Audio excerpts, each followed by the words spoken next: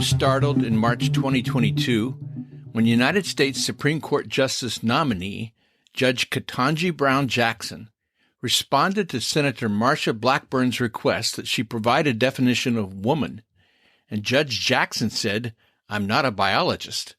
Hi, I'm Rex Rogers, and this is episode number 98 of Discerning What is Best, a podcast applying unchanging biblical principles in a rapidly changing world and a Christian worldview to current issues in everyday life. What is a woman? Yes, we've come to this. American, or actually Western culture, has dipped so low in its sophisticated ignorance that we've talked ourselves into an intellectual cul-de-sac where one of the easiest and most obvious questions in life cannot be answered for fear of offending someone or otherwise creating a political backlash. This is the context into which conservative commentator Matt Walsh stepped when he decided to produce and feature in his documentary, What is a Woman? This film was released in June 2022, but I just watched it a few days ago. Walsh's documentary reminded me of actor Ben Stein's 2008 film, Expelled, No Intelligence Allowed, in which Stein attempted to engage intellectuals on their basic presuppositions about God, or at least an intelligence, but found that many of them could not or would not engage, and even the ones who did eventually offered outlandish leaps of logic regarding their assumptions. In his What is a Woman film, Walsh travels around the United States and also across the pond to the Maasai tribe in Africa, simply asking, what is a woman? This is a question he considers a defining question of our generation. Walsh also asks, what is truth? He talks to people on the street, academics who purport to be experts in fields related to gender studies or psychology, medical and psychiatric doctors, elected politicians, transgender people, and also former transgender or so-called detransitioned people, and counselors, most of whom disagree with his views, along with a couple of key older professionals who share Walsh's values and concerns.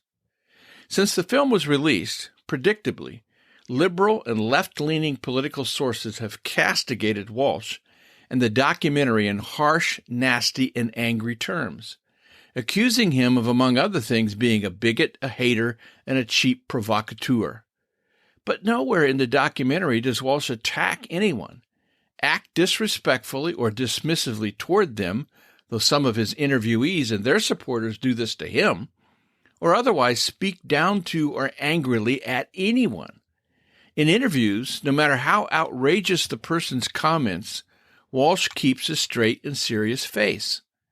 Only near the end of the documentary, when Walsh gets a couple of minutes to speak to the Loudoun County School Board in Virginia, a district that has experienced sexual assaults on children, and a District 1 report called the epicenter of the parental rights movement, does Walsh speak forcefully or aggressively from a prepared text. Yet review after review calls him out for perceived bad behavior. And what is this? Walsh dares to ask questions. To those who disagree with him, he produced a right-wing transphobic documentary. Another reviewer said the film is utterly devoid of curiosity or generosity. It's fueled by anger and fear and partisan calculation. Walsh poses like a wise man, but he's a cyberbully. I don't agree. In fact, I recommend you watch this film. It is worth the 90 minutes required, and since it's online, you can watch in segments as you have time if you need to do so. You can find it easily in your search engine. But to aid you in this, I have posted a link to the film in the description of this podcast. It's telling, I think, how Walsh is attacked, and I do mean verbally attacked in abusive vocabulary, for exercising his free speech, not by making arguments, but simply by asking a question.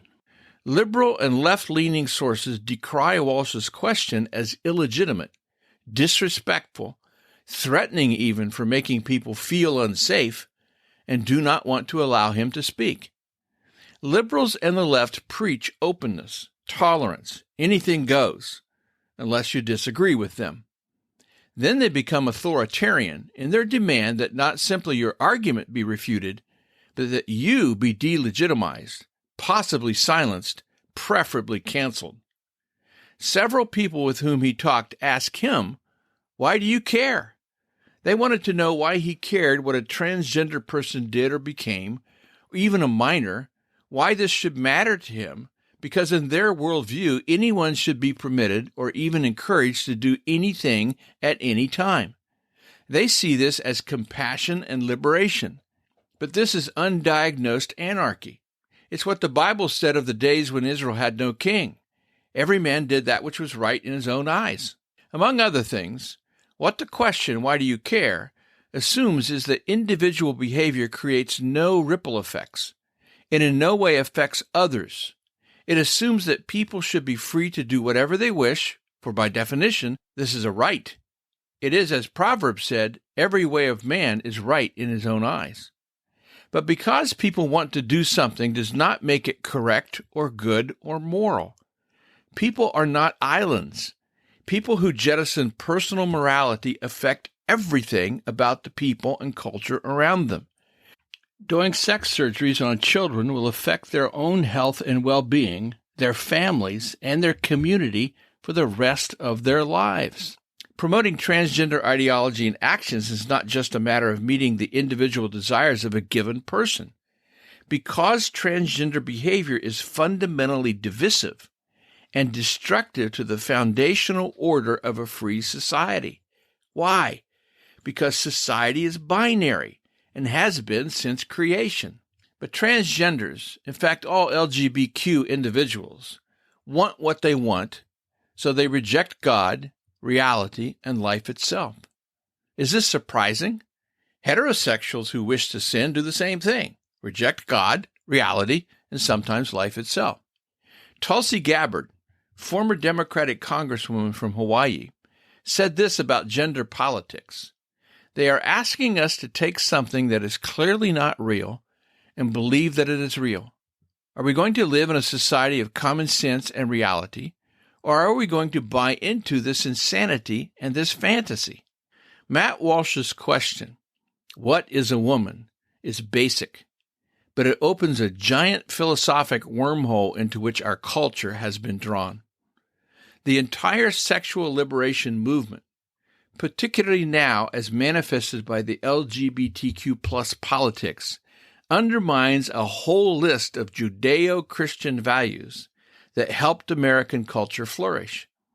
Belief in a sovereign God, as Thomas Jefferson noted in the Declaration of Independence, endowed by their Creator with certain unalienable rights. Belief in truth, as the Declaration of Independence began, we hold these truths to be self-evident. Belief in God's created order, including humanity, as in, so God created mankind in his own image. In the image of God, he created them. Male and female, he created them.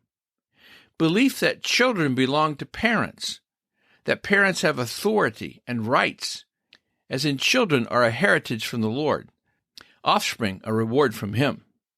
But I also think we're living in a time when Satan is launching a full-blown onslaught on the very foundations of family, churches, American society, and the potential for individual and religious freedom over and against tyranny. And it seems to me that many Christians are willingly uninformed and unaware. Whether you agree with everything Matt Walsh says or concludes, his What is a Woman documentary is worth your time. It's not a diatribe, not a right-wing screed, certainly not religious sermonizing. It just asks a question because it presumes truth exists. It's a question no one would have seriously asked just a decade ago. But now, the need to ask it reveals, yes, we've come to this. Well, we'll see you again soon. This podcast is about discerning what is best. If you find this thought-provoking and helpful, follow us on your favorite podcast platform. Download an episode for your friends. For more Christian commentary, check my website, REXM as in Martin, that's rexmrogers.com. And remember, it is for freedom that Christ has set us free. Stand firm.